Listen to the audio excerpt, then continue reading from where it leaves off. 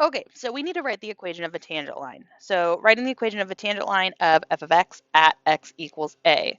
So if this is our point, then I know my x value is a, and my y value would be f of a. On the other hand, our slope would be the derivative f prime of x, but we want to plug in that x value of a into our function to figure it out. So f prime of a is our slope, f of a is our point. So we can use point slope form, which is y minus our y value, so f of a equals our slope, f prime of a, times x minus our x value a. So sometimes you will see it like this. Other times people will write it where y is by itself, but they still keep everything unsimplified. So this is another way that we may see it. Okay, so a function f of x is continuous and differentiable for all values of x. It is known that f of 4 is equal to 7 and f prime of 4 is equal to 2. Write the equation of the line tangent to f of x at x equals 4. So the two things we need, point and slope. My point is our x and y value. So f of 4 equals 7 is going to be the thing that we use here. We just need to remind ourselves that 4 is our x value and 7 is our y value. On the other hand, our slope is given to us by f prime of 4 is equal to 2. So our slope is 2. So I can go ahead and write this value, or this equation, y minus 7 is equal to our slope, 2, times x minus 4. This is a valid equation, and I don't really have to do anything else for it. And I can just leave it like this. I can also move stuff around to make it a y equals if that is something you really want to do. But because what we do a lot of the times is timed for the AP test, leaving it in that form is just a lot easier. Okay. The function g is defined as g of x is equal to x squared minus 3x plus 5. It is known that the derivative of f is defined as g prime of x is equal to 2x minus 3, right? The equation of a line tangent to g of x at x equals negative 1. So we need to find g of negative 1, and we also need to find g prime of negative 1. So g of a negative 1, we have x squared minus 3x plus 5.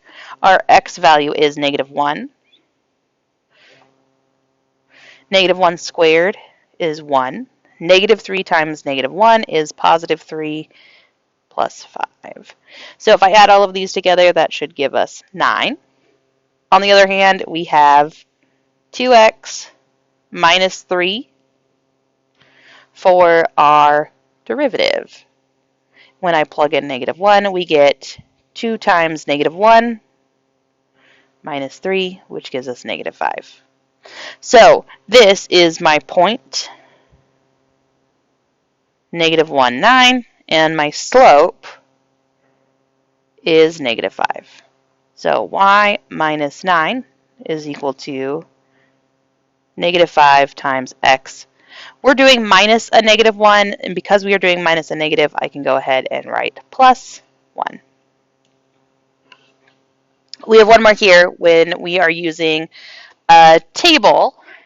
So the function h of x is differentiable for all values of x with selected values of h and h prime in the table above. Write the equation of a line tangent to h of x at x equals 1. So we're just going to look for our values. So for h of x at 1, so h of x is this column, or this row here, and 1 is this column. So negative 5 is going to be our y value when we have an x value of 1. So our point is 1, negative 5.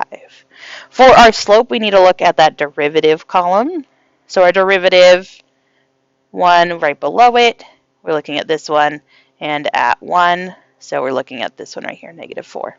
So our slope, negative 4, and that means our equation would be y minus negative 5, or plus 5, is equal to negative 4 times x minus 1. We're going to do the same thing, but at -2. So we need our point and we need our slope. It doesn't really matter which one we get first, we just have to get both. So -2 is our x value. So at -2, our h of x is going to be 3, and our slope is going to be 0. So we have a y value of 3 and a slope of 0. So y minus 3 equals 0 times x minus -2. This is the same thing as just saying y is equal to 3. But the good news is we don't actually have to simplify it. We can just leave it as is unless it tells us to get it to a specific value. Okay, so those are all things that we went through and found the actual pieces here. This next part is going to be what happens when we don't have the derivative, and so what do we need to do?